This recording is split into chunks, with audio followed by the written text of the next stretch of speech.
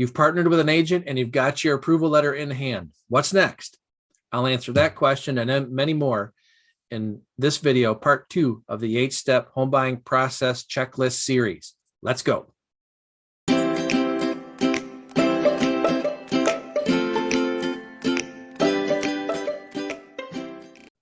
Hi, I'm Mike Padlo, Realtor in the Detroit Metro and Downriver Michigan areas, and you're watching me on my YouTube channel, Detroit Area Homes.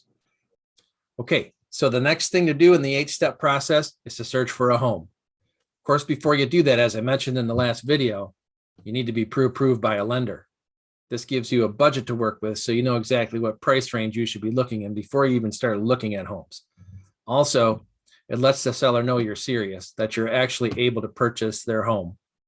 Another important thing about having your pre-approval letter and a budget, in certain markets, it's good to know if you should hold back some of that budget for negotiations and possible bidding wars with other buyers. The next thing that should happen is that you should do a thorough inventory of the characteristics that you're looking for in your home and in the neighborhood you're shopping in.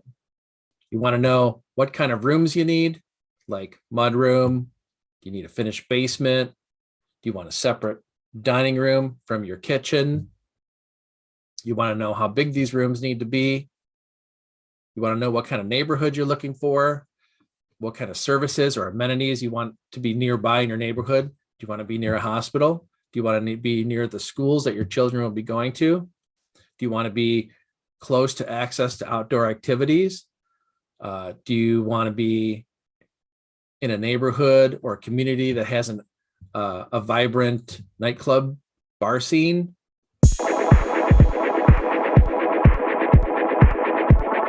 These are all questions that should be answered before you start your home search process.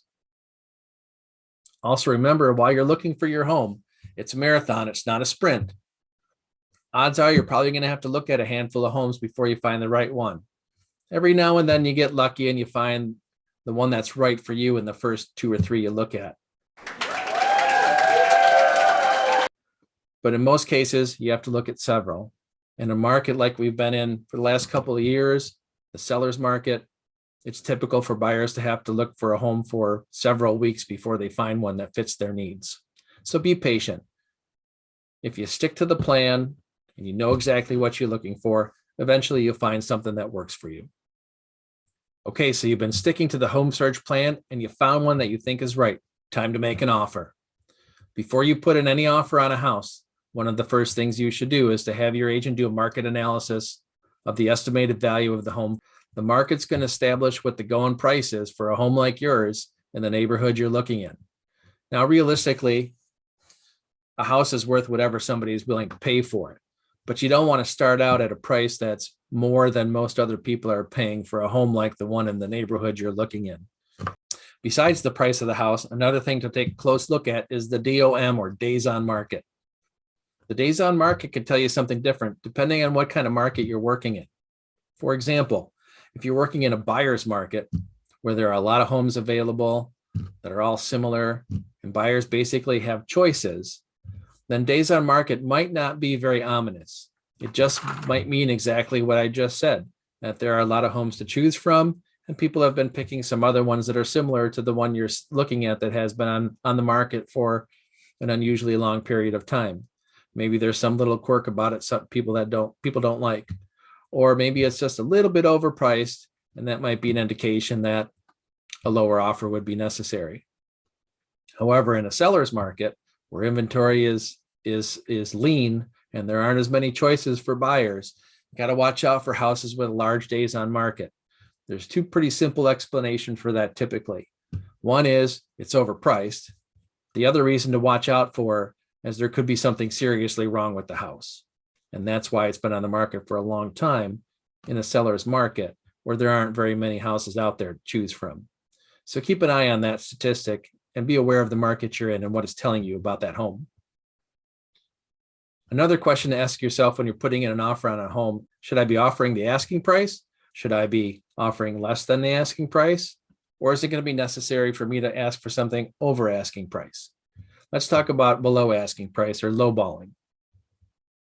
If you're working in a buyer's market, then lowballing is a pretty common occurrence. There are a lot of houses to choose from. Sellers may have had their house sitting on the market for a while. You can typically come in with an offer below asking price and have a reasonably good expectation that that seller is going to take a close look at it. However, in a seller's market where there aren't too many houses to choose from, you probably don't want to lowball unless you're absolutely certain that that home is overpriced. And again, the days on market can be an indication of that. If you lowball in a seller's market, the odds are pretty good the seller's basically going to take your offer and put it on the bottom of the pile, and they're not really going to give your offer a very close look. So be aware of the market you're in before you decide if you're going to lowball. Price isn't the only term to consider in an offer. There are other factors that can be involved in an offer that can make it attractive to a seller. For example, in the market we've been in for the last couple of years, seller's market, buyers have had to be a little bit creative in how they present offers to sellers to make their offer stand out. And there's a lot of different things you can do to make that happen. But some common things that have been happening is obviously offering over the listing price. Buyers have been offering extended occupancy for sellers, or in other words, just giving them a longer time to stay in the house and find another house to move into after the buyer buys their house.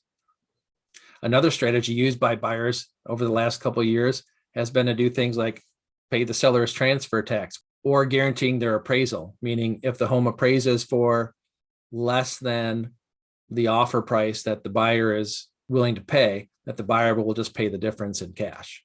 There are many things you can do to make an offer stand out. These are just some examples. Many times when you make an offer to a seller, they reject the initial offer, but that doesn't mean it's over.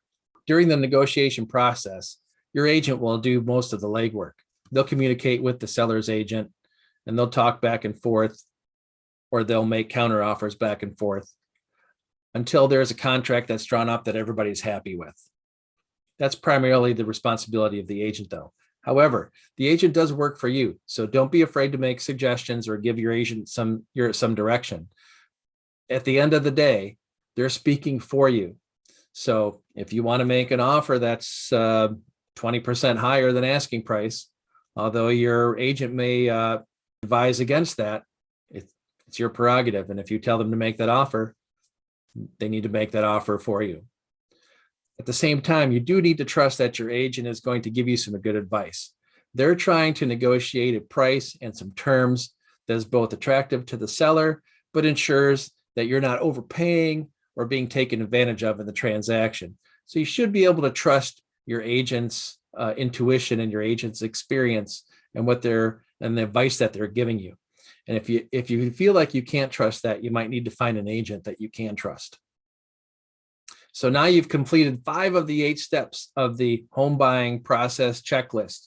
You've got an agent, you're pre-approved, you've searched for a home, you've put in an offer, negotiations that are necessary have taken place. What's next? Great question. If you want to hear the answer to that, check out this video next. And don't forget to subscribe to my channel because something new comes out every week and you don't want to miss anything. See you next time.